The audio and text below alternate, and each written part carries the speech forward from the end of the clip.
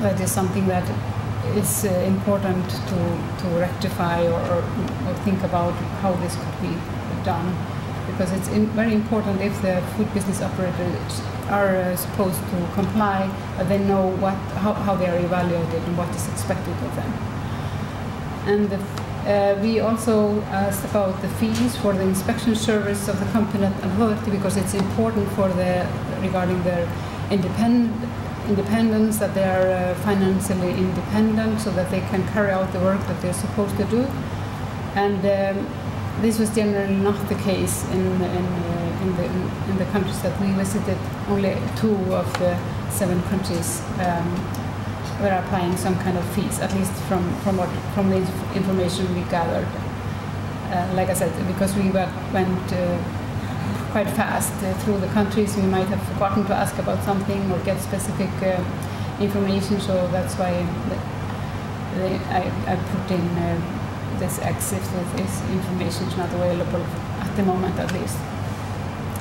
And we also need to know whether the competent authority is taking official control samples for analysis, because that's a requirement according to EU is to do that. And in 4 of the countries that was the case for the export products, but not the domestic products. And but in two countries, no samples were currently taken for official controls, and that was mainly, or in both cases actually, due to financial restrictions of these official control agencies. And we also were asking about whether formal memorandum of understanding were available between all relevant agencies involved in the official control, and we can say that generally speaking this was not the case. There were some cases where there were some memorandum of understanding available between some of the parties, but not always. And that is of course important in order to make the roles and the responsibilities and the tasks of the different agencies clear. So then here on this slide I have compiled together main observations regarding the official control laboratory capacities in the 7 countries visited. And you can see that from the table that the designated official control laboratory accreditation is a problem in the countries. It's only 1 country that had some of the tests accredited, not all, but some of them. And the designated laboratories did not generally carry out all of the analysis required by the EU. The designated laboratory carries out basic microbiological analysis.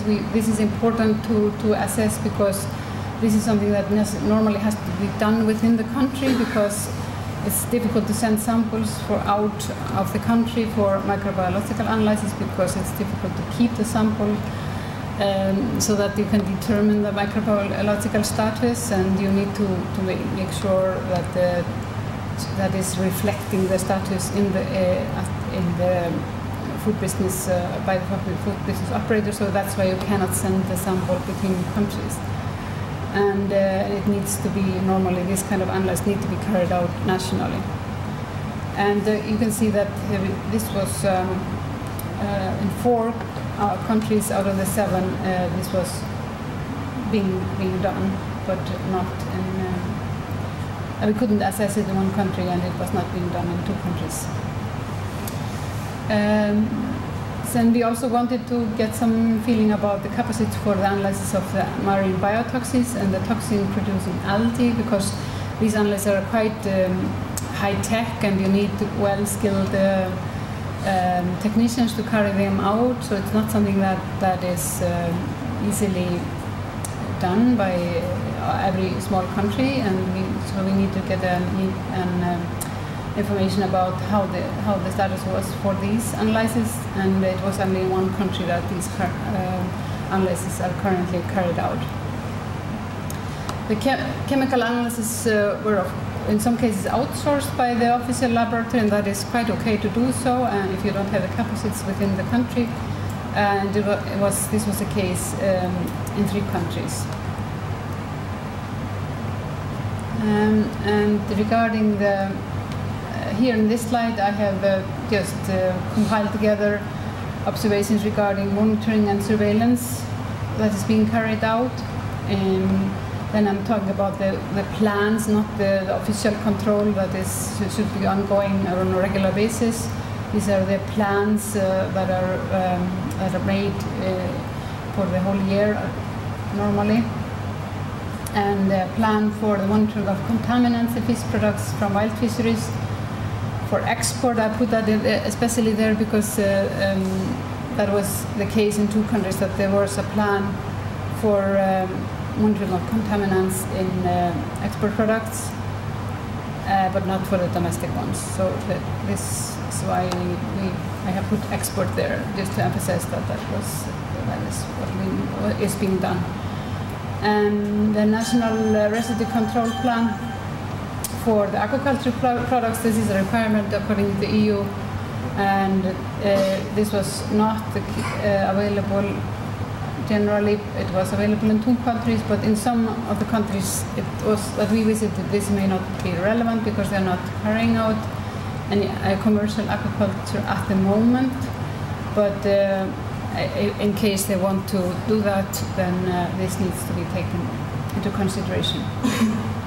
But we also asked about the regular monitoring of the marine biotoxins and the toxin-producing algae, because that is important for many areas of this region, and it was only being done in 1 country. And regarding the observations regarding the SPS measures, the status of the SPS measures in the production chain for fishery products in the 7 countries, that is what I've tried to highlight here in this slide. Is quite a lot of information, but it was difficult to do it in a different way. At least I couldn't think of a better way. So in this slide, I'm emphasizing on the problems that we observed. If there were many problems with vessels, for example, in regards to maintenance, hygiene, and cleaning, that's when the country becomes, when I've been giving it the yes score in this case. So we see that in 5 of the 7 countries, there are many problems actually related to this, and then I'm emphasizing on many problems because if it were just something minor, I wouldn't think it was something that you couldn't just keep your standards up. But this is quite many problems that we observed, and many problems to landing sites were observed similarly in many of these countries, and that was actually more the case in terms of domestic, if it was intended for the domestic market, and not so much if it was, or generally not if it was intended for the export market. But the 4 countries out of the 7, we saw considerable problems. And problems related to retail, we only evaluated that obviously on the domestic level, and that was quite common when we saw that type of problem in 5 of the 7 countries, and we couldn't evaluate it in 2 of them because we didn't go to a market. And some problems related to processing facilities. Then we are talking about processing facilities for export, because that was the type of processing facilities we were generally looking at. And normally this was quite in a good, we didn't observe a lot of problems when the intention was to export the products. So it looks like that the standards for the processing facilities for export is relatively good, and at least in comparison to the domestic market. And SPS measures sufficient for high-risk ready-to-eat product. That I put that specifically up here because for many of the countries that we visited, we could say that the SPS measures that are being applied in the processing facilities for export are okay for products that you will later be heated or cooked thoroughly, but they would necessarily not be sufficient for high-risk, ready-to-eat product, as you can see. So if you want to go into this more difficult processing, then that would require some changes. And problems with the aquaculture sites in terms of hygiene, water quality, we saw that in 2 of the 7 countries visited, but we didn't visit a lot of commercial aquaculture sites, so it is basically difficult for us to make maybe a general observation about that. So other observations that is compiled here together, different types of observations that we noted during our visit. And we noted, or we were told, that persons working in the primary fisheries are, I put the question up, are they sufficiently trained? And we were told that this is normally not the case, as you can see. And whether you have currently sufficient consumer knowledge regarding proper handling of fish, and that was also generally not the case. The environmental impact assessment seems to be generally required for starting an aquaculture activity, at least from the assessments that we made in these 7 countries. And there is very limited data sharing between official agency. Actually, none. There may be some, but we didn't hear about it, or we weren't in the position to make that kind of evaluation. And what we also noticed, and where you really can make a lot of improvement, and has already been mentioned here, is that there's very limited ongoing innovation and product development, or ongoing and the planning for a future is also very limited in terms of research and things like that. So that is the compilation that I've done for these 7 countries that we visited, and we have, based on these observations, we have prepared a proposal for strengthening of the national and regional monitoring program plans, and these will be discussed together tomorrow. And so then you will have time to revisit these findings that I have presented to you. So this was my last slide.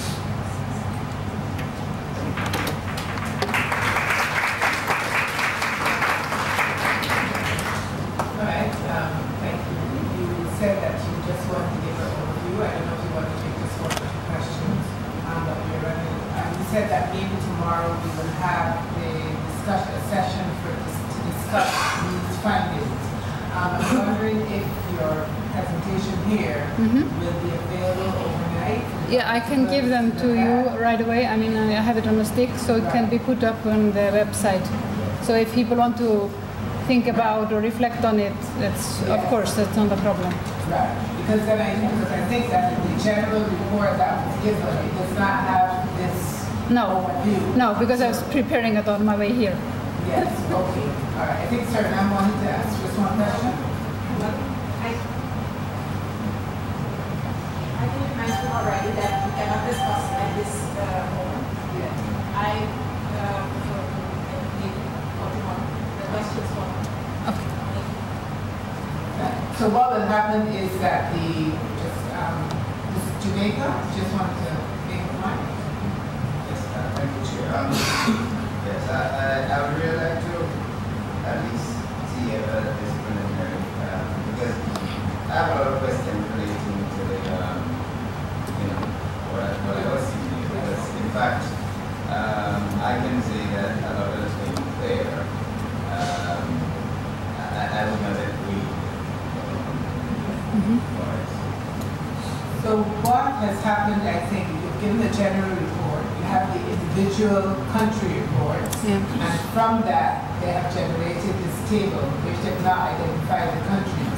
So what she will do is to present this compilation to the participants. You can look at it overnight, and then you can compare it to the report that was provided for your country to see whether or not there is any synchronization of the two. And then for those countries who are not visited, maybe these are some of the things that you can look at to see whether or not how they apply to you. You can tick those boxes for your individual country, whether you're a private sector entity or a regulatory agency or a fisheries division. And then tomorrow's session, we will then have discussion on this. Okay, that's clear and agreeable to all? Okay, so, as I said, just to emphasize that the presentation will be uploaded to the website.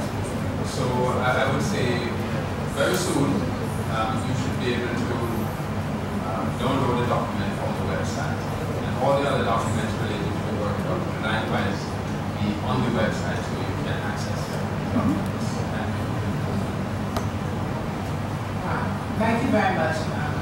The next presentation will then be by Mr. Headley and Dr. Grant, which did the legislative and the SPS protocols and procedures, and they will present in the next hour. And right after that, we will have lunch.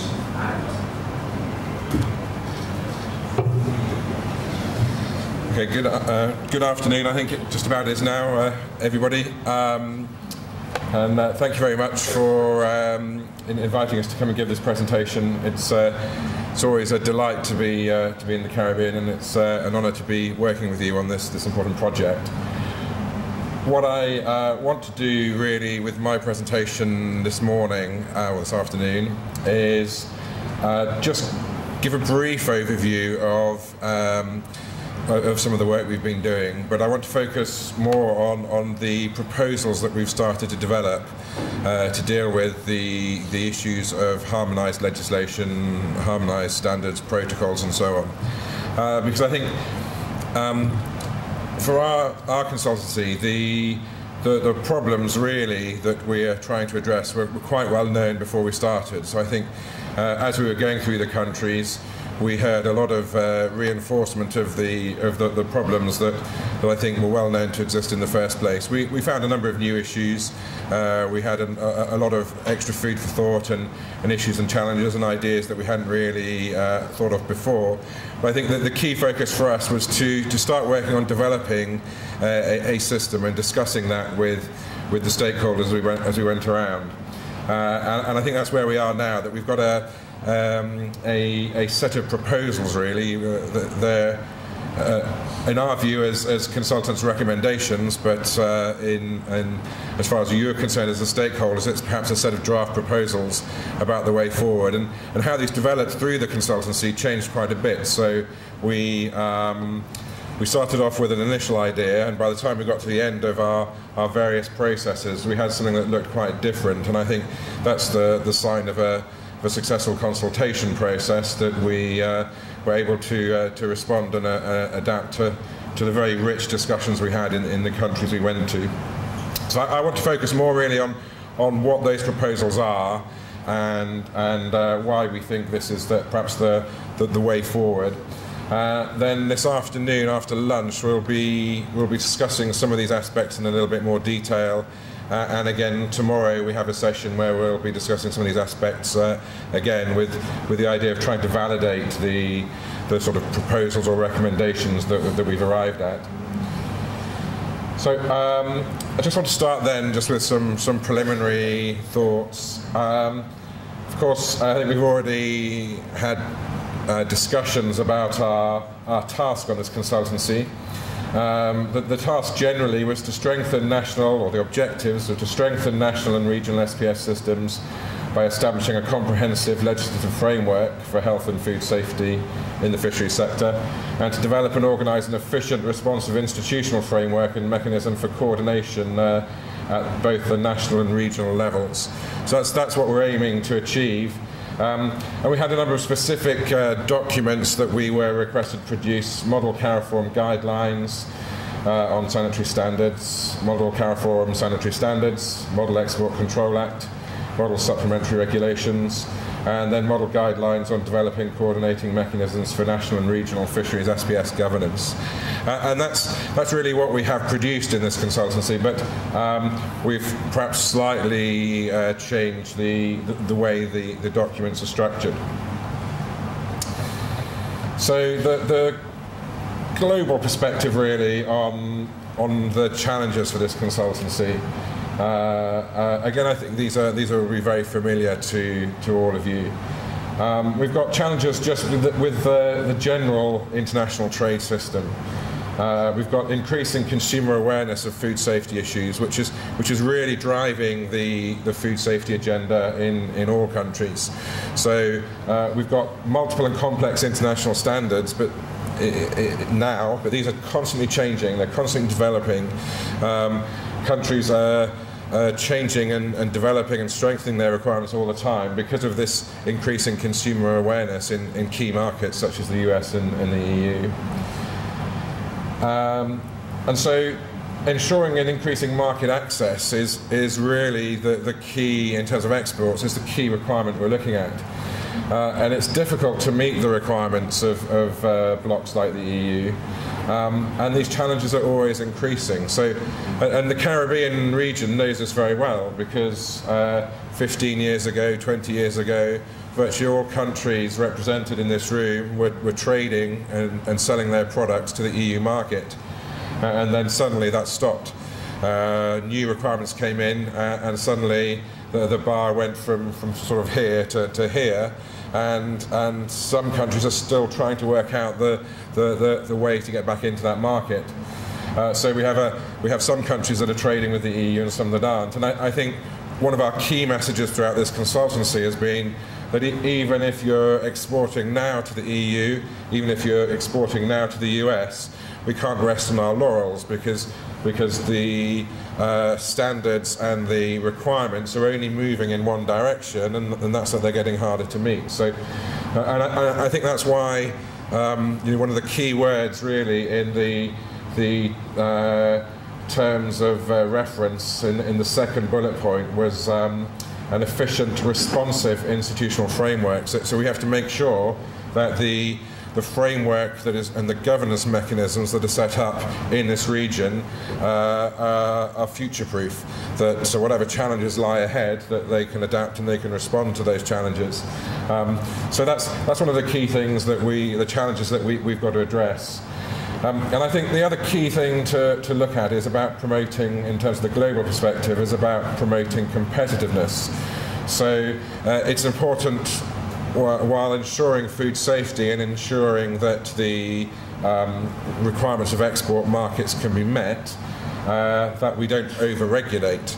So we don't want to start requiring of our industry, of our producers and processors, that they meet requirements that they don't have to meet to sell to the market that they want to sell at, because none of their competitors in other countries will be doing that. So if we over-regulate, we're going to be less competitive in the Caribbean than in those other places. So it's important that the system, again, I suppose it's about being responsive, is fine-tuned to the markets that you're trying to reach. From a regional perspective, I think we've heard quite a lot of this already, actually, from some of the previous presentations. So there's a small amount of export trade in most countries. It varies quite substantially. I mean, in some countries there's quite significant export trade, and in some countries there's very little. But I think probably in all cases there's scope for expansion, and we heard from the Executive Director of CRFM earlier, really about the potential there is in the region, the importance that exists already in terms of fisheries as a tradable commodity, but actually the potential and to develop that, and the significant potential that can bring to Caribbean countries. Other sort of things we took into consideration when we first started this was that a lot of export happened previously to the EU, but now it doesn't. There's continuing private sector interest in EU exports in most countries, but actually this is not so much a starting point, but something we felt as we went through the through the project that actually there's sort of waning interest almost in some countries on access to the EU market. It's been so long since the EU market has been part of the industry in some countries that the focus has gone. That a lot of producers see the challenge as being too significant in terms of the extra training capacity, infrastructure, equipment, and so on that needs to be put into it, and it just doesn't seem like a commercially viable option. So I think there's a sort of mixed attitude perhaps towards EU exports. Intra-regional trade is subject to some constraints. So we hear that there's, we're aware that occasionally there are blocks in trade between countries. That the level of trade between countries within the region isn't what it could be. And then, of course, there's significant challenges in many countries to trying to get all this right. I'll come on to some of those in a minute. And I think these challenges are common to a lot of countries. And I think one of the biggest challenges that we heard a lot as we went around the countries was just the difficulty of keeping up with the continually developing demands from importing countries. So, and this is a big challenge, because even in countries where export is happening to the European Union, for example, the legislation often actually is a little bit out of date. The legislation hasn't really kept up completely coherently and consistently with the demands of importing countries. And that's a risk. So whilst you can sort of put a sticking plaster on not having exactly the right legislation by other means, in the end something's probably going to break. And unless you've got the legislation which is consistent with what you need to be doing and what you are doing, you're carrying a risk that is sometimes you're carrying a risk that you don't really want to take. Increasing technological advances which require capacity building, training and funding. So that's really looking at the challenges for the industry, that actually in order to actually perform the tests and the procedures and implement the measures they need to implement, they need a lot more in terms of equipment and training and so on. Severe challenges due to financial, legal, technological and human resource constraints, and challenges due to sort of fragmented legislation. Multiple jurisdictions, I think, is one of the key challenges, not just in the Caribbean, not just in the fisheries sector. SPS involves so many different organisations within the process. We see a lot of them represented here today, but actually it's just a snapshot of all the organisations that you work with on a regular basis in the SPS field. And getting everybody to work together, pulling in the same direction, not duplicating or carrying out conflicting work is quite difficult. And so we without wanting to generalise too much, I mean, every country we've looked at has its unique challenges, has different objectives and aspirations, for sure. But I think actually a lot of the countries are facing similar sorts of problems, and that includes the countries that seem to be doing better, perhaps in terms of being able to export to the EU now, and the ones that haven't been able to get their legislation or whatever in place yet. So I think there's a very sort of common underpinning to what we're trying to deal with. So just then, in terms of our approach, what we had to do really was develop a system that that worked both at the regional level and at the national level. So we want something that's harmonised, that would allow all countries within the region, or all countries that sign up to this process to be implementing the same procedures, and that makes sense in a way, because actually everybody is trying to do the same thing. We have a whole range of international standards that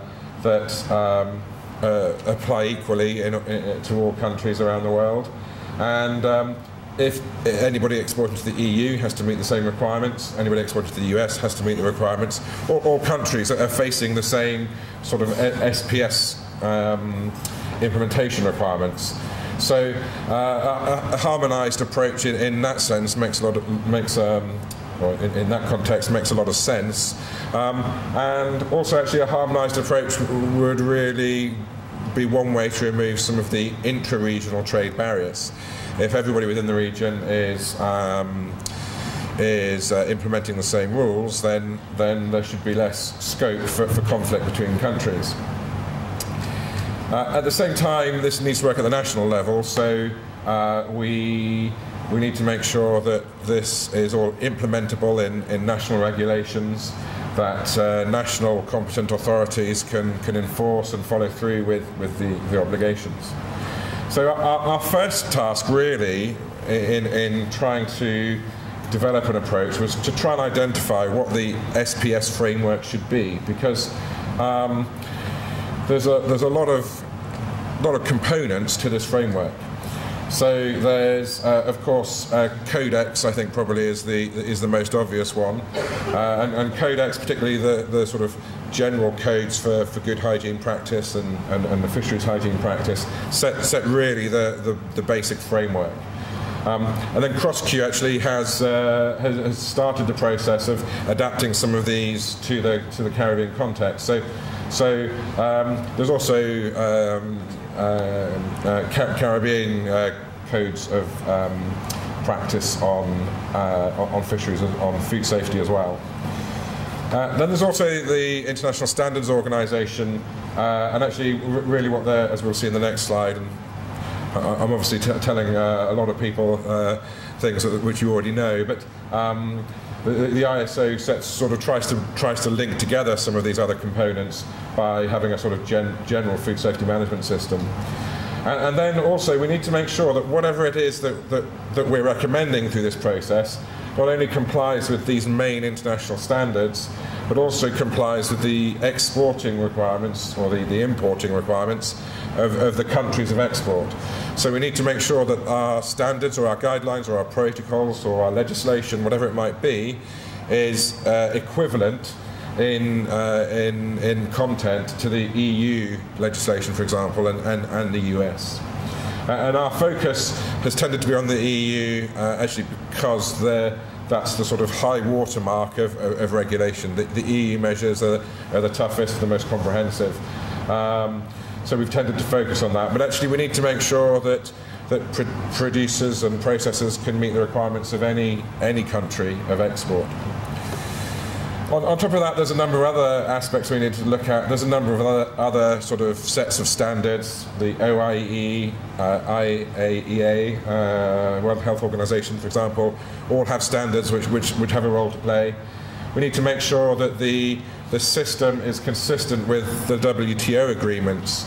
I think probably our concern was the technical barriers to trade agreement as much as the SPS agreement. We need to make sure that nothing that is presented in our approach is a technical barrier to trade. We briefly looked at the sort of private or industry standards, but we've not really reflected those particularly in what we've done, because they are really completely voluntary. So if a processor decides they want to get certification from one of these private bodies, then they can go through those processes. But the following these standards isn't necessary as a way to get into the EU or US market. And also we need to reflect any sort of national perspectives on this, any particular issues of national regulation, codes of practice and so on. And then of course these were the sort of all of the codes and standards we looked at, and what we tried to do really was to pick out from that a method to be able to implement these. And then just running through, of course, these standards is HACCP. And in particular, we sort of followed what is just the completely accepted approach and set out, obviously, in ISO 22000 of the kind of stages of the prerequisite program, carrying out the HACCP preparatory steps, implementing the HACCP principles, and then the review mechanism. And our kind of approach was built on this same approach. So our first job was to have a look at these international standards and just understand what the role of these were in what we're doing. So the standards set out globally accepted and regionally adapted standards for fisheries and food safety management. And they set the fundamental requirements for food safety and offer a comprehensive code for international best practice. I think one of the first comments to make is that as regards standards specifically, there's already an organisation in the Caribbean which has responsibility for developing standards. That's of course CrossQ. And actually, we felt actually there was nothing really no requirement to change or make any recommendations about that mechanism or process, and that the CrossQ should continue, obviously, with the role it's been given. And actually, what we really felt was that there was no real need to, in our consultancy, to develop new standards because the global standards already set the framework. So what our focus really is on about identifying the measures and methodologies to implement those standards, so that we can ensure that the harmonised approach or the national approach is consistent with those standards. So we're not trying to reinvent the wheel, and we're not trying to change the CARICOM mechanisms set out in CrossQ. We're very much leaving that apart, leaving that as it is. But we want to develop a system which has enables a prerequisite program, the HACCP implementation and the management and review process to take place in a way that's consistent with these international standards. So actually, in our analysis, what was more important to us is what the standards don't do. And I think, or they don't necessarily do. And I think one of the first things is that a lot of them, this is not true for all of them, but a lot of them don't provide specific direction on the steps to be taken. So that they set out the broad principles, the types of measures you need to take, what needs to be included in your documentation or your plan or your process, but they don't specify exactly the detailed steps you need to be that need to be taken. Whereas you do see those in regulations, such as the European Union regulations and in national regulations within the Caribbean. So there's a step of implementation beyond standards which we need to fill. They don't guarantee compliance with export requirements. So again, the export requirements of the EU and so on go beyond or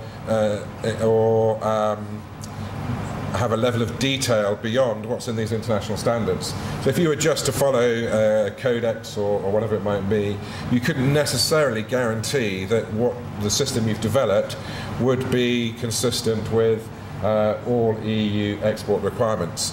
It would obviously be close because the EU is based on the same requirements, but actually you need to make sure that you pick up the specific EU requirements as well as the general best practice steps in the standards. So again, I think there's a little gap that we need to make sure we fill, that actually not only are we basing the measures on these international best practices, but we need to make sure we're picking up any specific requirements that are in the EU regulations, so that we can say that the approach is equivalent. And also, they don't indicate steps for a harmonised approach. So I think if you are to just rely on the standards as a way to develop your national SPS systems, if you have 10 countries that are developing their SPS systems based on these international standards, you're going to get 10 different national SPS systems. Because the level of specific direction is not always there. There's different ways of implementing them to achieve the same results. So I think what we really feel in terms of developing regional protocols is that we need to fill these gaps of what standards don't do. So that the regional protocols we developed in this assignment were designed to achieve these objectives of providing the specific directions, guaranteeing compliance with export requirements, and indicating the steps for a harmonised approach consistently with the international standards. So the idea is that if you follow the steps in the protocols, then your national SPS system should be consistent with international standards and export standard capability, so that you should be able to export to the EU and elsewhere. So the role of the protocols is to describe how to implement the global standards and export requirements. The idea is that they contain all the technical requirements typically contained in regulations. So and with the idea that these can really replace the need for detailed regulations in CARIFORUM states. So what in a way, the sort of concept here is that we will transfer the detailed technical requirements of legislation from national legislation to these regional protocols, and that these regional protocols will be managed at the regional level, and they can be kept up to date at the regional level. They can be kept consistent at the regional level, and they can be adapted as necessary at the regional level. And the advantage of this is I think quite significant, because as I've already mentioned earlier in the presentation, one of the key challenges that we heard from the countries we visited and spoke to was just the challenge of keeping the legislation up to date. And we had some countries where the legislation has been under consideration and development for many, many years, and actually it can never quite keep up with the requirements of international SPS standards and the export requirements. So by the time one draft of the legislation has been negotiated and discussed and reviewed, and gone through the national process for adoption, actually it's already out of date by the time it's even presented for adoption. So this is a way to kind of fast track and remove that burden in a way from member states, is just to adopt and develop these documents at the regional level. And it's done once on behalf of all member states, rather than every member state trying to go through that process individually and sometimes struggling to do that. But I think what's important, very important actually, to mention is that in our sort of recommendation, we're not saying that, at least in the short term, these protocols should have any sort of independent legal status. So in a way, they're sort of voluntary documents in their own right. What gives them any legal status is a national implementing mechanism, so to incorporate these standards into national law. So in a way, we've taken these regulatory requirements out of national legislation, put them into the regional protocol system, where they can just be developed and reviewed and adopted once. And then there's a system for putting them back into the national legal system. And there's a number of ways that can be done, which I'll talk about in a minute.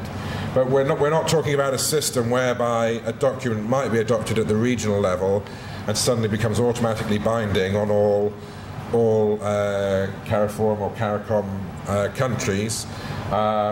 It's not that level of sort of regional integration we're looking at the moment, but that might be something that could be sort of further down the line if the harmonisation process starts to develop.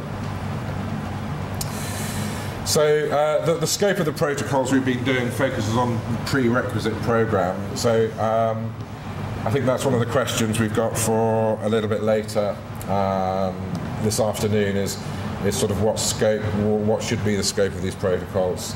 But these are the sorts of things we've been looking at: water quality control, pest control, personal hygiene, and so on. So I mentioned then this key aspect of the protocols in a sense being voluntary.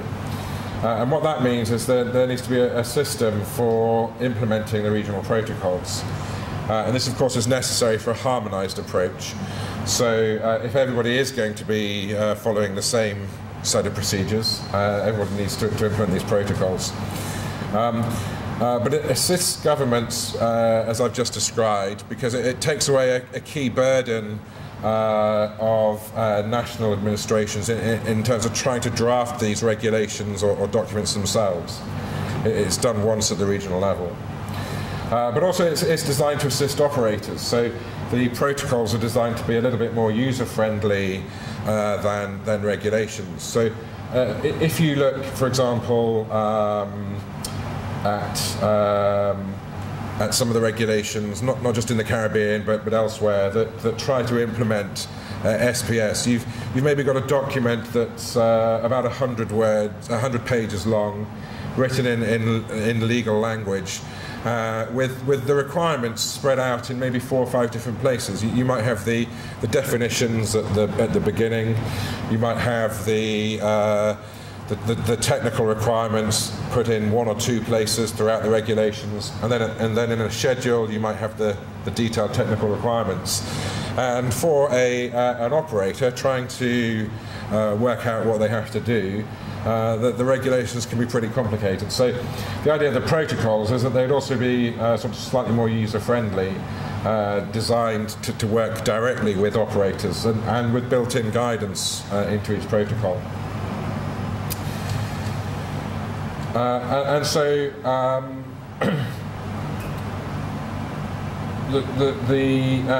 as I mentioned, the idea is that these protocols would be incorporated back into the national legal system. Now, that's just one step that needs to be taken in terms of developing a robust legislative system for SPS. So it's important that operators can carry out the technical requirements, but these technical requirements need to be guaranteed by legislation. So the European Union, for example, isn't going to be satisfied with just a set of voluntary protocols that need to be followed.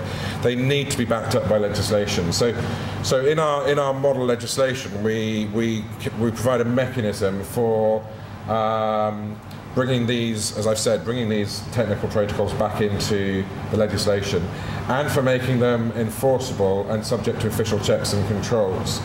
So, and the mechanism that we sort of recommend for this really is just through the licensing system. So, in effect, the compliance with these protocols becomes a requirement of the license. So in order to get a license, you need to demonstrate, among other things, you need to demonstrate that you can apply these protocols.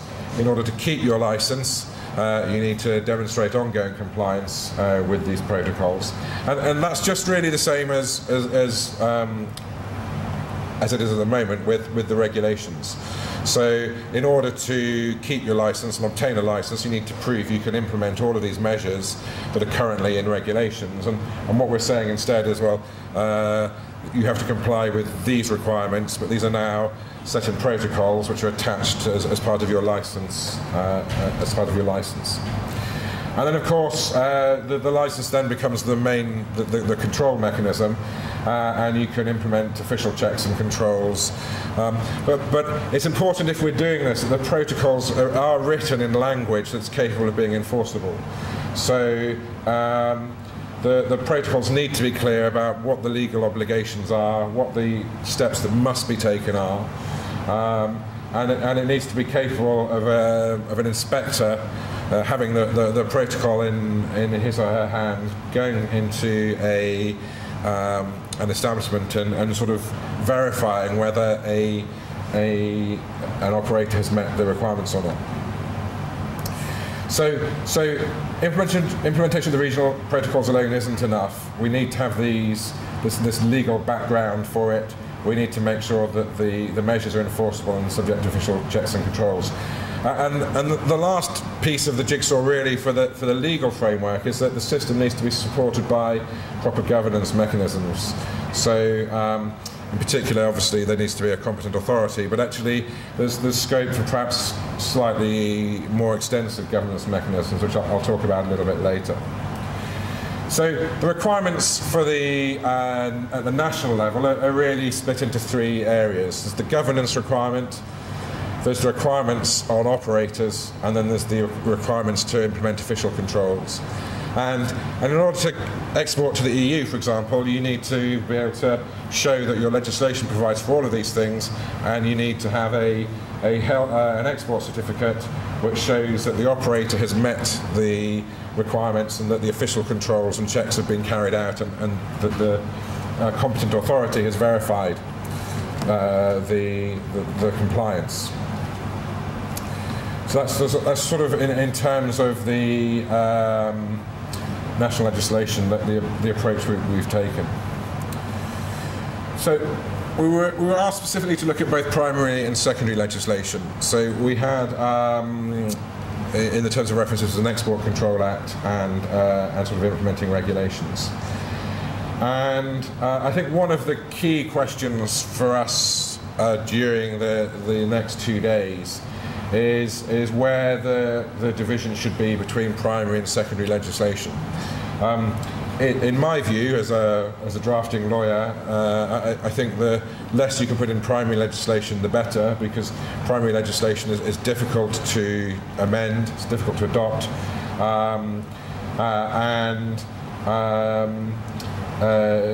whereas secondary legislation, regulations, is the opposite. It's much easier to adapt and change and so on. But I think there's sort of conventions and practices and so on in each country. And I think there's perhaps a difference of opinion between some. There may be a difference of opinion between some countries as to where the balance should lie between primary and secondary legislation. But we've gone for, at least in our proposal at this stage, sort of fairly light primary legislation. And the legislation is essentially concerned with governance.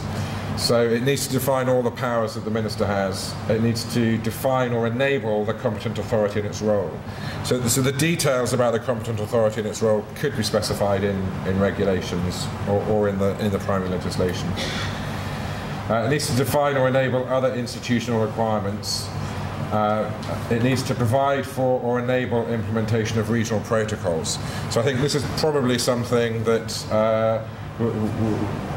could go in either primary or national legislation or secondary legislation, but I imagine a lot of countries would feel more comfortable with this in primary legislation. But there needs to be the specific mechanism which allows the regional protocols to be incorporated into the national legal system. Crucially, it needs to provide for all necessary regulation-making powers. So we need to make sure if we're putting things in regulations in the secondary legislation, that the primary legislation provides for all of this. And actually, I would say, looking at the primary legislation in most countries, probably it's already fairly consistent with this. So if you're going to go for something that's fairly sort of light in terms of the primary legislation and fairly general, a lot of primary legislation in the countries already probably provides all of the powers you need to put everything into regulations. I think that would be the ideal scenario in a way, is if we didn't really have to amend primary legislation too much. But I think probably we're going to find, particularly as this is considered more deeply at the national level, that there's perhaps a level of comfort in amending primary legislation a bit more than perhaps we've recommended. In terms of the secondary legislation, it's concerned with two things: the operations in the facilities, and this is particularly about licensing, and then the conduct of official controls. So we've developed model legislation which deals with the procedure for applying for and granting licenses, incorporation of the protocols as license conditions, general duties of a license holder, and export procedures. And then the regulations also deal with official controls, and this is primarily export certification, appointment and powers of authorised officers, and enforcement powers and sanctions. And this really then gives you the complete code by taking the protocols together with the licensing requirements and the official controls, you have your complete regulatory system for SPS.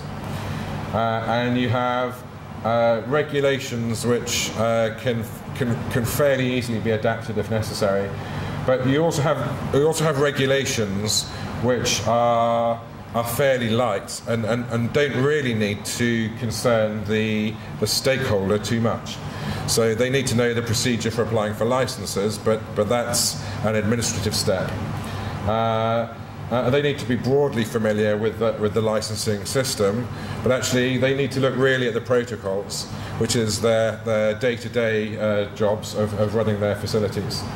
And we've got sort of, in terms of the actual regulations, we've cut something that's down from that maybe was about 100 pages to something that's maybe 20, 25 pages. So the regulations, the legislation itself is much, much simpler.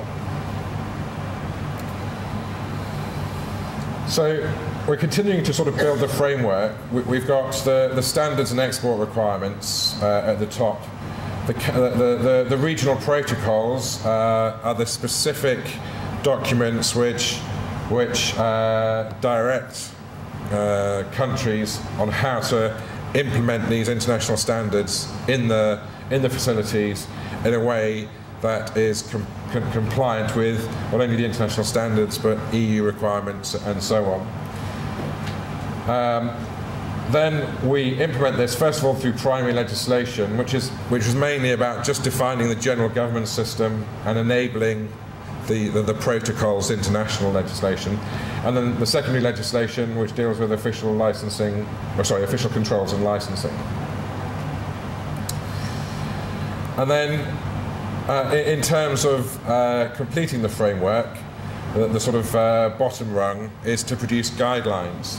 So this includes guidelines both for operators and for inspectors. Operators can have guidelines on how to implement the protocols, on how to develop a HACCP plan and so on. Inspectors or authorised officers can get guidelines in terms of standard operating procedures and manuals and so on. And this is sort of how we've sort of built this framework as our model, and we've produced various documents that go with that. So we've produced a sort of first set. We're still sort of ongoing with some of them, but we've produced a first set of regional protocols, which is one of the things we want to consider this afternoon. We've produced a Model Act or model provisions defining the primary legislation. We've produced model regulations, which are the secondary legislation dealing with licensing and controls. As regards guidelines, each protocol has built in some guidance. So the guidance is integrated within the document that contains the actual requirements. And we've also produced a guidance document on developing a HACCP plan based on sort of international models, particularly the US model of HACCP guidance. But obviously there's other things which could be developed as this process moves forward in terms of additional guidelines, possibly additional protocols, and I think that's one of the things we want to talk about this afternoon is the scope of these protocols. But the sort of it was sort of a little bit of a step-by-step process developing this. We in the end sort of started producing these documents and then realised actually we needed to sort of build a system on which to put these documents, and I think this is what we ended up with. And we can see we can go all the way down from implementing the international standards to a complete set of documents and procedures and processes which should enable this to happen. So I just want to, I'm going to run over a little bit. I was given a brief of trying to keep it to 45 minutes, so I think I'm going to slightly miss that, but I'm nearly finished. I want to talk a little bit about the regional governance, regional national governance mechanisms, which are what support this. So we've got a system, but actually at the moment it's just a system produced by some consultants, and actually there needs to be a process to support and develop and keep these going. And we made some recommendations about that. And I think the first thing to point out is that at the regional level, we think there should be sort of ownership of the framework at the protocol level and the guidelines level at the regional level. So whatever mechanism that might be, there should be a regional mechanism which is responsible for developing these protocols, keeps these protocols up to date, liaises with the EU and maintains an effective dialogue with the EU and the US, just to make sure actually the changes in the protocols can be anticipated. So rather than suddenly, and this is one of the actually very practical problems that we heard as we were going around the countries, that actually sometimes countries weren't even aware that there had been a change in EU regulation. There was no effective system for the EU to notify these, and there was no effective system for countries to be able to identify and get information about some of these changes.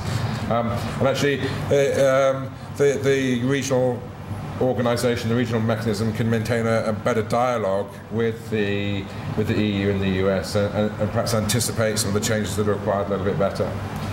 And I think the guidelines should also, should also sensibly be developed at the regional level, because they're implementing the same protocols, the same requirements.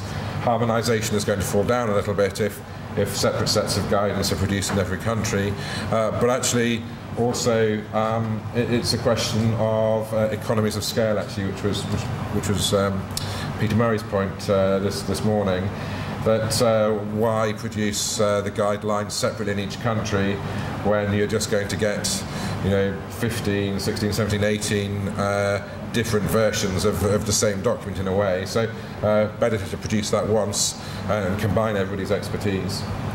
But obviously there needs to be national ownership of the legislation. So the governance, location of the governance for that is at the national level. And we produced a sort of, it's a proposal, I suppose, a roadmap perhaps of how we see the regional and national governance being built. And the functions of a regional governance mechanism need to be coordinate or the coordination and cooperation amongst the regional institutions concerned with SPS in the fisheries sector. So we've got a number of organisations which have a role to play in terms of fisheries SPS. There needs to be coordination amongst those institutions. There needs to be this mechanism to oversee this framework, this system, this development. So there needs to be an organisation or a mechanism to oversee the development and implementation of the regional framework. There needs to be a procedure for adopting, review and updating these regional protocols. So our governance recommendation contains a procedure for updating, reviewing and adopting these protocols. And this mechanism also needs to oversee the long-term strategies. So we focus just on legislation in our consultancy, but actually the regional mechanism needs to deal with all areas of policy and think about what the needs and kind of development might be in 5, 10, 20 years' time. So our approach then was to suggest that there should be a regional memorandum of understanding between the key regional organisations. We made that trilateral in our recommendation, which was CRFM, CAFSA, PROSECU, but it's not to say necessarily other organisations couldn't be included. And the key objectives include really what I've just said, plus enhancing the action and operation of each party, avoiding unnecessary duplication of efforts by any party in the fisheries sector, and then the specific functions to implement the regional SPS framework, including the management of the protocols. So there's a draft MAU included which sets out a mechanism for cooperation at the regional level. And as I've just mentioned, there's a mechanism for reviewing and adopting the protocols. which includes all the key actors again, both regional and national. It incorporates a process for separating the standards, protocols and guidelines. So there's a sort of decision-making process built in to say, in relation to any particular measure or document or process, should this really be a standard that CrossQ should adopt? Is it a protocol that should be adopted within the regional system? Or is it just really something we can put into guidelines? So there's a sort of filtering process in the mechanism to decide what type of document is really required. And then for the protocols, it implements a detailed review and adoption process, which includes both a sort of expert or technical review stage, plus a sort of procedure for ratification by national governments. So although these are of no legal effect in their own right, these protocols, the intention is that they'll be implemented by all national governments, and so national governments have to be okay with them before they're adopted. Then, in terms of the national governance, one of the key aspects really is to have clearer definitions of governance in the primary legislation. And these are the things that we were talking about earlier, defining the powers of the minister, defining or enabling the competent authority, and so on. So we need to make sure, as an essential component of governance, that these aspects of governance are clearly defined in the legislation. Normally this is in primary legislation, but actually it doesn't have to be, as I said earlier. The key establishment, the key step, I think, really, though, in terms of national governance, and this goes beyond just the fisheries sector, is the establishment of the national food safety agencies. So that's a sort of a process beyond this consultancy, the target of this consultancy in a way, that there's no point in a way having a completely separate governance mechanism just for fisheries, when there needs to be an overall food safety governance mechanism which is sort of the NAFSAs. So our recommendation is that process of establishing national agencies or national authorities should continue. But the key challenge then is to connect the NAFSAs with the fisheries sector. So it might be that there should be a fisheries committee or subcommittee within NAFSA which specifically addresses the fisheries sector issues. And I think hopefully I can illustrate this a little bit by my indicative map that I always like to drag out in a presentation. That you've probably all, or a lot of you have seen the presentation before, will have seen this. But I mean, the number of stakeholders involved is pretty massive. I mean, we said this is one of the key challenges in terms of SPS is just the number of public agencies and other stakeholders involved.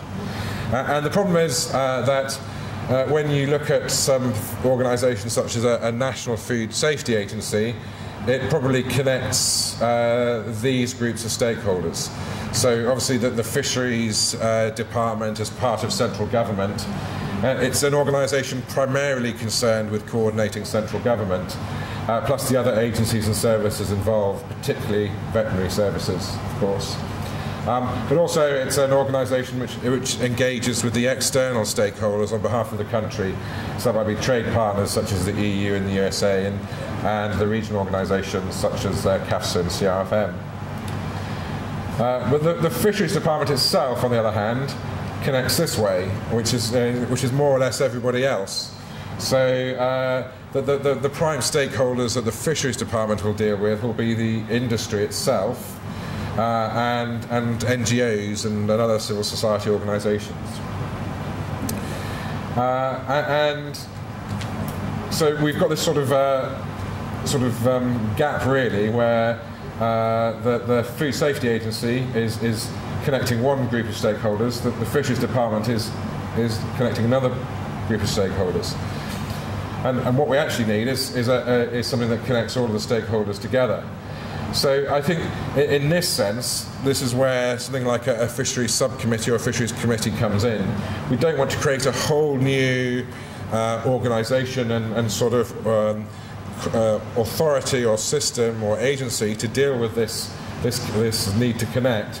But we do need to make sure that within the NAFSA, within the fisheries department, we're connecting all of these stakeholders in terms of SPS. So I think for that reason, our suggestion is that there should be a fisheries component within the general food safety administration of government. I think that's everything, yeah. So there's a bit of a run through. I've gone slightly over, but that's broadly the approach we've developed. At its sort of basic level, the idea is that there'll be regional protocols that fully reflect the requirements of international food safety standards and the exporting requirements of countries. That these will be incorporated into the national legal system, removing quite a significant burden from the legislators in each country, both on an initial basis in terms of getting the legislation up and running and on an ongoing basis. But there's always a sort of safety net. So at this stage, the suggestion isn't that the protocols are obligatory, they have to be implemented word for word. There's a sort of safety net in terms of the licensing or possibly other ways that the legislation the protocols might be incorporated into the national level that allow each country to retain sort of sovereignty over this question. So I hope that provides, it's quite a lot to get through in one presentation. In the presentation this afternoon, I'll explain a little bit more about the protocols and the legislation, but hopefully that gives you an overview of the recommendation that we're putting together.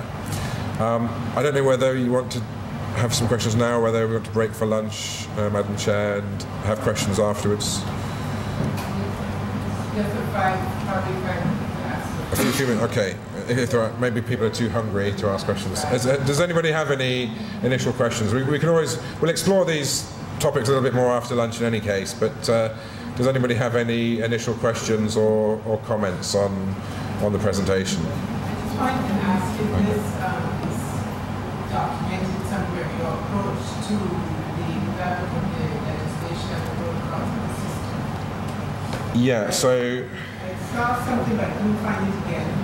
Yeah, so these are the documents that we've produced. Here we go. So yeah, so actually what I should, I suppose actually in a way there's a document missing there. We produced a sort of introductory document to the overall system. I can't remember now what we called the document, to be honest, but I think it might be called just Regional Framework or Introduction or something. But it's sort of more of a narrative explaining really the background and the rationale for this process. But that's a document that contains the MOU for regional, it's really the governance sort of proposal that contains the MOU for the trilateral mechanism and the regional protocol review mechanism, and contains sort of initial recommendations about regional and national governance. So there's an additional document, that the regional framework document. That's the one, yeah, the green one actually. I don't think it goes into the way that you explained it here. No, I think I mean if I'm perfectly honest, I think probably hopefully I think it's probably a little bit clearer in the presentation than it is in the document. I think there's a need perhaps just to work on that document a little bit more and clarify perhaps a little bit more how we've put this together. That's something I wondered, and it's your first comment, so that's obviously something we need to do. Why I'm asking that is when on the basis that there's a legal persons here, then our legal department is like a document like this, necessary, which is a finished document. They tend to prefer, well, they will accept this probably, but if you have the narrative as you have explained, your thought process and all that attached to that very clearly, then they would probably identify that as the policy, and therefore governments will have them to agree on that as the way forward with this. And then legislation and all the other things will add to it. So we need to have as clear as we write it there. Written that can. Yeah, I think it might just be worth sort of explaining where perhaps we are in terms of the documents and the overall process. I mean, what's being proposed here is something in a way that's quite novel. It's quite a departure, perhaps, from what the existing systems and approaches you have, and to sort of and it also ties into what's happening in terms of the other components of the project in terms of food safety and plant animal health. And we're really at the beginning of quite a big process of a significant upgrading, I think, of the SPS systems in the region.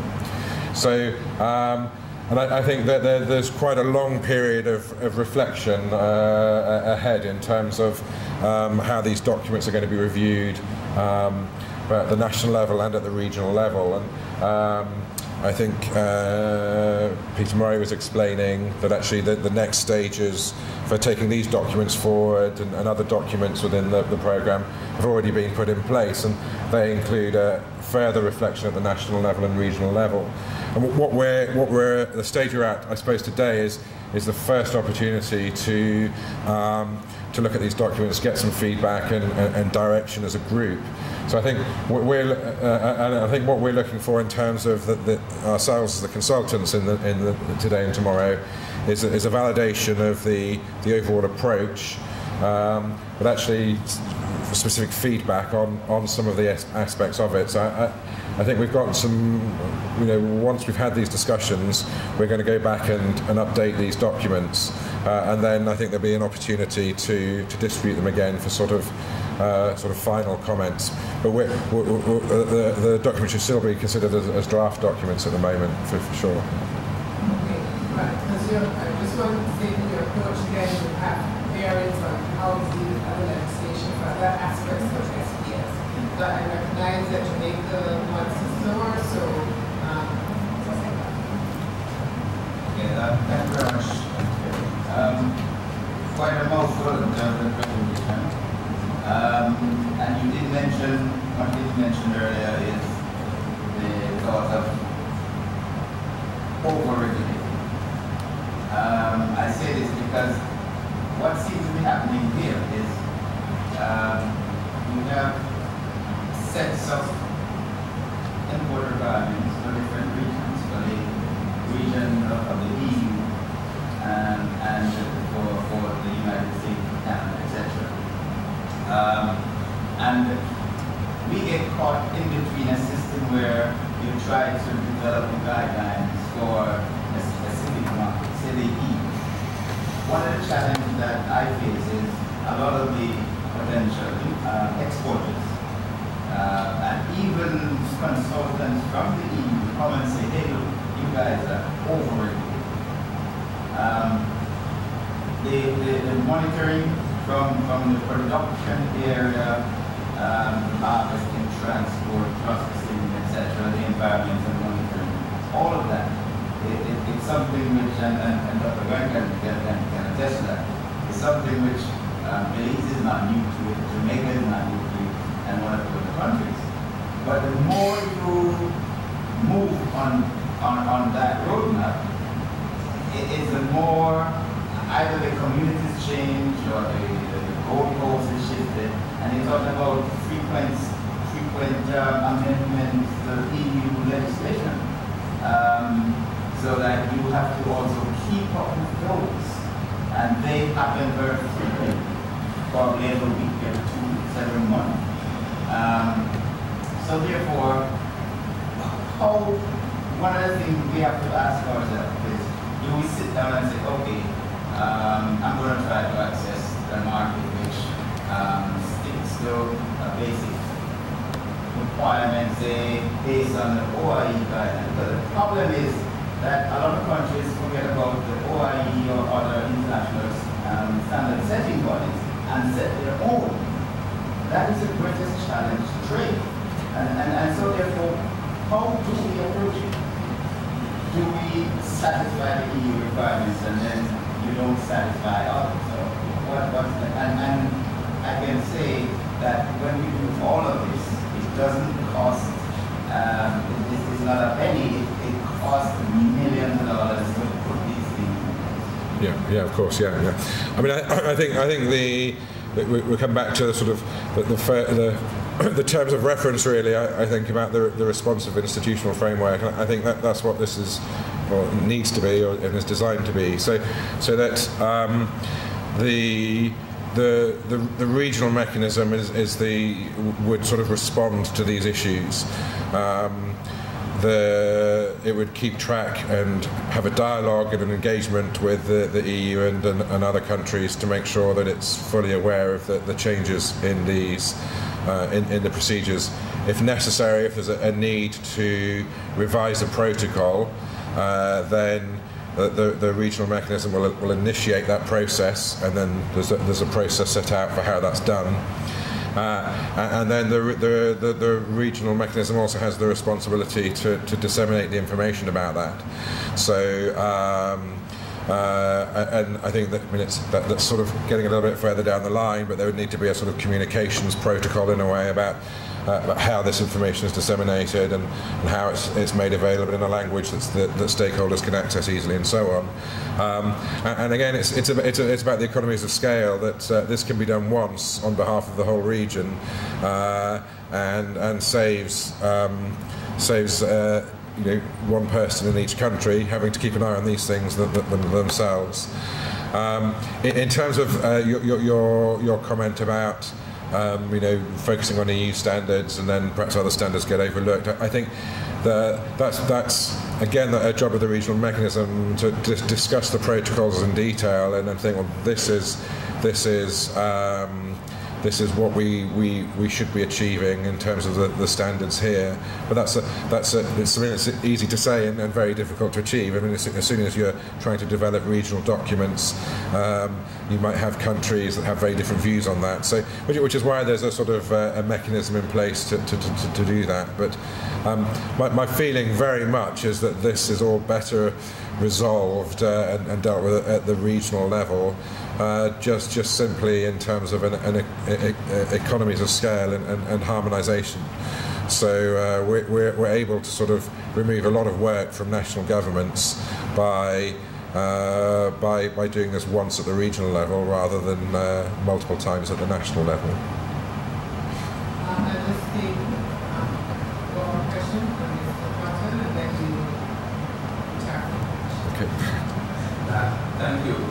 First of all, let me thank the consultant for the comprehensive presentation. There are a lot of issues that we need to explore and delve into a little more later today and tomorrow. One of the things that I think we need to look at very carefully is the regional dimension, the regional framework. Bearing in mind the commitments under the Treaty of Chaguaramas, revised Treaty of Chaguaramas, and the establishment of the Caribbean single market and economy. There are binding commitments there, and we have to comply with that regional framework that we are committed to. Also, the fact that the treaties and the decisions of some of the organs of the community are binding on us, and the frameworks that have been established there, I think that we need to bear in mind and make sure that we are fitting into those systems, governance structures that are already in place. We have the senior legal officer from the Caribbean Secretariat, and I think Rommel hopefully can give us a little more information on this aspect of it, because the jurisprudence of the Caribbean Court of Justice is developing quite rapidly, and in some cases the decisions and the treaty articles, they are directly effective in the sense that they give rights to individuals and to enterprises in the region which are already enforceable. So we need to bear that in mind and make sure this is consistent with those requirements. So the other thing that we need to make sure is that in whatever we do, the relationship between the primary legislation and the secondary legislation, that goes very clear. And I agree that we need to keep the primary legislation as simple as we can. They need to be flexible, but they need to be empowering so that the secondary legislation can be promulgated within the powers, within the boundaries set by these federal legislation.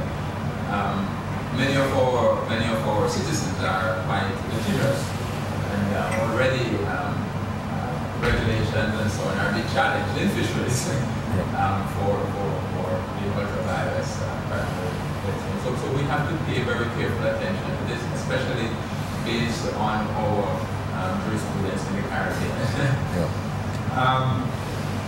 The other thing, and it's related to the point raised by Jamaica about the balance, establishing the balance, because this is a very fast developing field. But what is good is the fact that trade in fish and seafood is dominated by developing countries, not dissimilar to ourselves, whether in the Pacific or even Africa. And they are, in many cases, way ahead of us. We have some catching up to do because our level of trade is still quite modest. And the opportunities are there.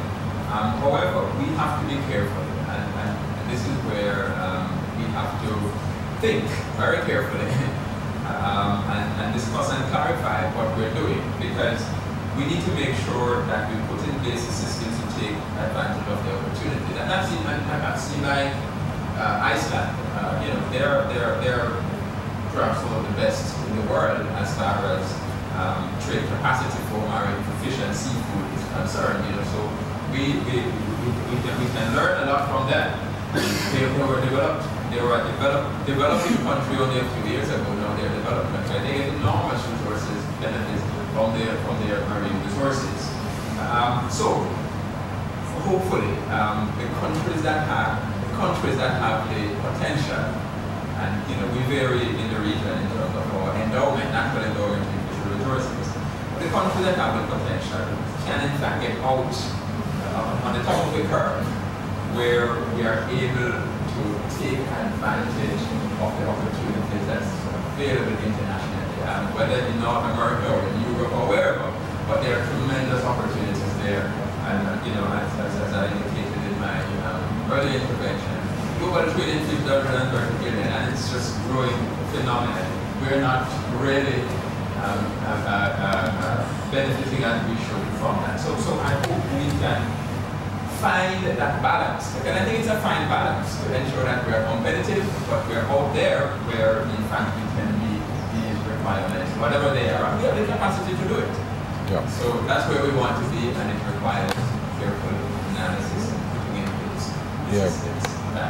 Great, thank you. I'll just maybe briefly respond if I can, and then I know people are probably desperate for lunch now. Just on the third point, I mean, I agree absolutely. Perhaps one extra thing I can add is that in terms of the competitiveness, what we're looking at through the licensing approach to this is that actually flexibility can be introduced through the licensing. So in order to, the protocols are designed to meet the requirements of the EU in effect.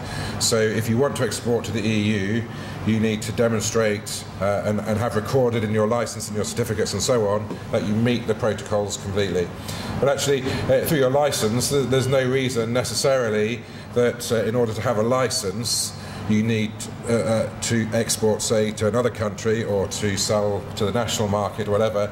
You don't necessarily need to meet all of those requirements. You could say, well, for this country, this is the level. For this country, this is the level, and so on. So, through the licensing, you can introduce that flexibility, and I think that is key because you've got to be competitive because everybody else is trying to be competitive. So I think that's really important. Just on the first 2 points that you raised, Mr. Horton, I think you've hit on two of the key questions we've got really for ourselves in this workshop. One is that I've already mentioned, the sort of balance between primary and secondary legislation. We've certainly got a number of heads here that can help us on that question. I think the other question is actually about what the sort of legal home or legal basis really for this whole venture is. What we've really set out in a way is sort of quite a bold proposal for something that I think it's what I might describe perhaps as state of the art or whatever, but actually we perhaps then at the last minute become a little bit more timid and say, well, let's not make it anything other than completely voluntary at this stage, because that perhaps might make it easier to sell to other countries. But I think what we'd be interested in exploring is actually whether there is scope to integrate it more closely into the CARICOM framework, whether there's scope for sort of making some of the obligations a little bit more legally binding, or sort of a more fully harmonised system, perhaps completely within the CSME. So, and again, we've got the right heads here to discuss that. So I think they're definitely two of the key issues that I think we need to explore a little bit more over the next couple of days. So thank you. Should we break there?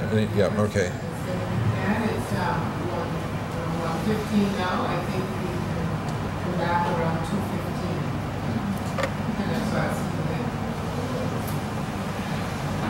Sorry, just before we break for lunch, there's some glasses up here. Do they belong to another?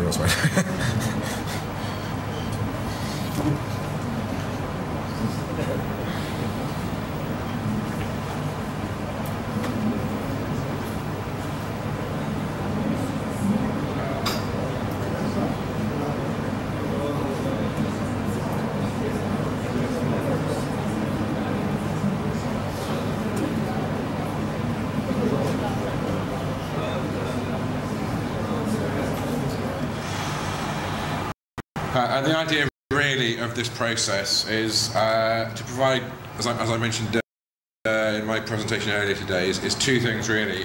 One is to provide feedback and your inputs into the recommendation. I outlined very broadly what the recommendation question is. Do you think the system that created? Any general comments on the recommendations or the in the future, and then also just in terms of a project sense and picking up on this issue we've got of not leaving things to gather dust on shelves, just suggestions on how to take the process forward. What might be the needs in terms of taking the process forward? And like I say, the to have validated the sort of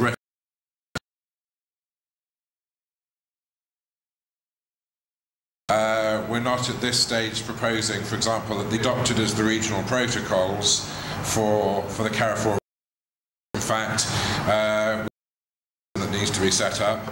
And so what we're really asking for is to validate the idea in a more leisurely and longer term process than we have in this workshop. So it's again just sort of validate the concept and the overall approach and recommendation of how to take drafting, for example.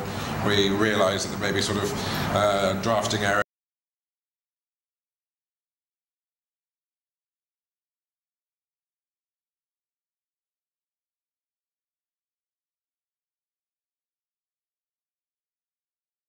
And we'll just sort of disperse to separate parts of the room.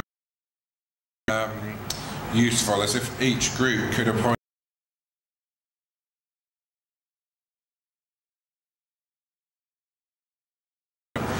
I'll put this slide back up again in a minute just before we disperse.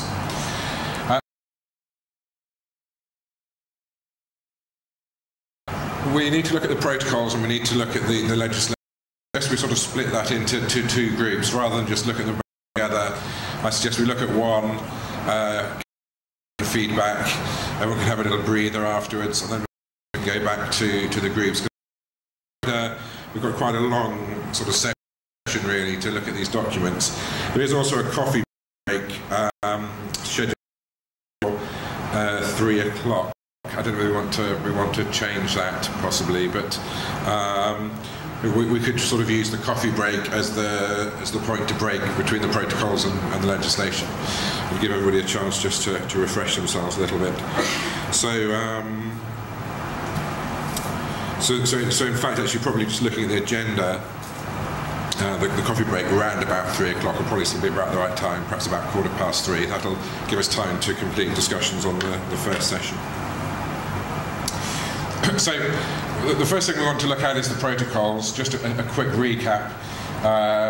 that the protocols are trying to implement all of these things, particularly the top line, so that we've got a system of steps that processors, operators, facilities need to take to implement these standards and be compliant with EU requirements. Remember that the protocol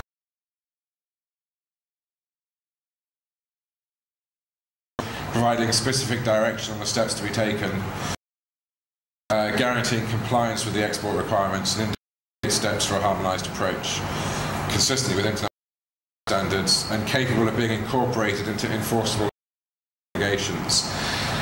Now, we don't need to worry too much in our review today whether the particular protocols that we've got to look at guarantee compliance with export requirements. That very much is a sort of detailed level of review that would go into the sort of formal review mechanism that we've proposed in our governance sort of section.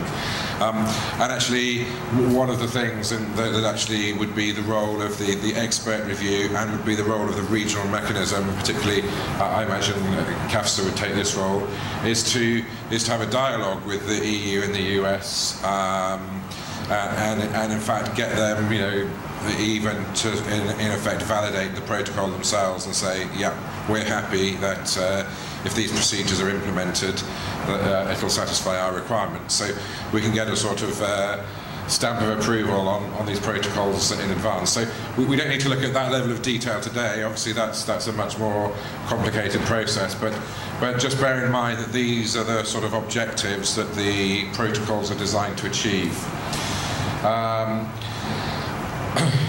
And just to recap a couple of other points from this morning, so we're suggesting that the management of these protocols should be at the regional level.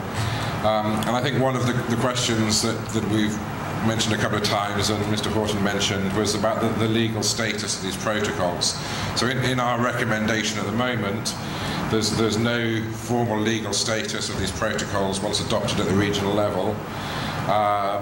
Certainly in the short term, perhaps in the longer term that's something that could be developed, but the national mechanisms have to incorporate these protocols into national law. And we do that by enabling that concept in primary legislation and in individual cases incorporating the protocols into licenses.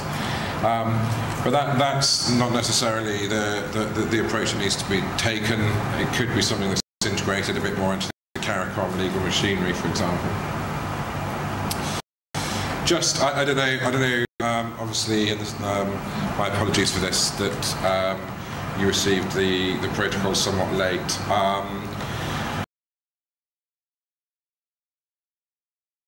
They all follow a standard format, which we sort of.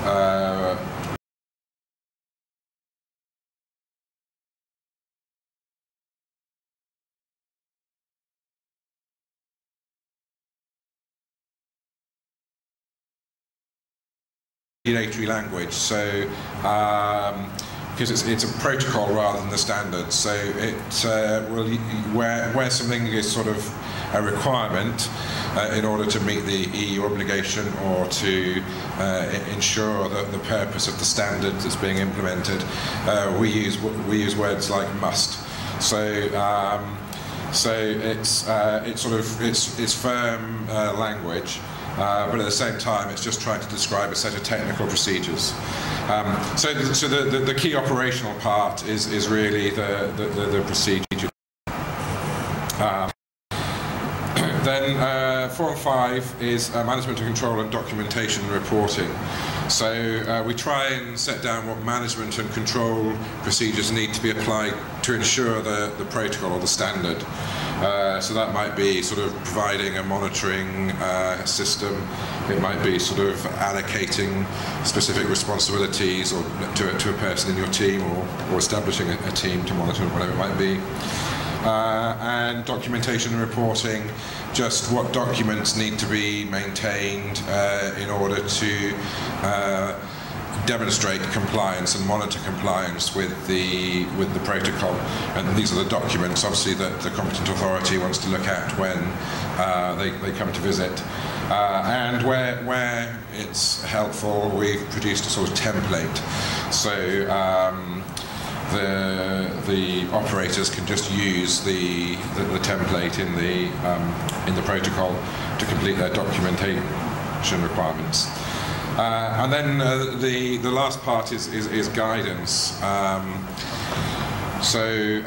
This obviously is not part of the operational part of the protocol, but just performs a number of functions really, provides perhaps a little bit more background about the importance or rationale for the protocol.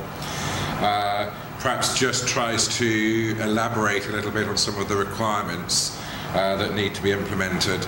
So, because we need to keep the language clear and sort of framed in sort of a regulatory tone in the protocol, sometimes we've taken some of the more sort of descriptive or lengthy explanations of the measures out of the operational part of the protocol and into the guidance. Or it might just explain some of the sort of ways the protocol might be implemented, or some of the optional elements of the protocol that don't need to be implemented to meet new requirements or to comply with a particular standard, but which actually a lot of operators might follow or might find useful or helpful or whatever. So that's the format for each protocol. And I think it would be interesting, I think one of the key questions for me really is whether you find that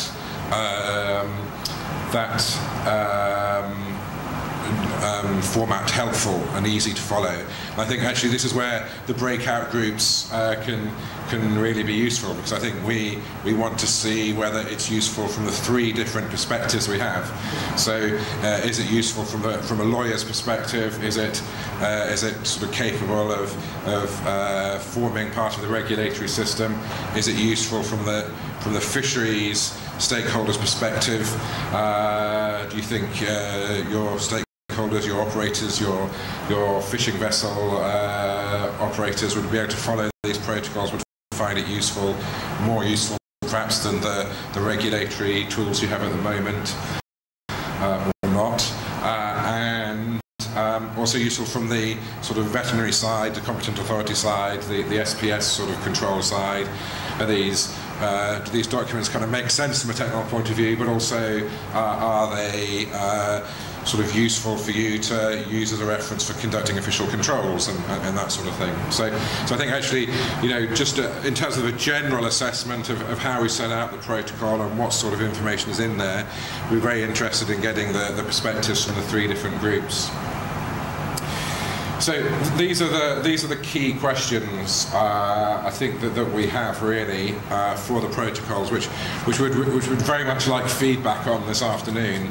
But remember, I don't want to fetter your free spirits. So just really any comments, any observations you have about the protocols, please let us have them. And actually.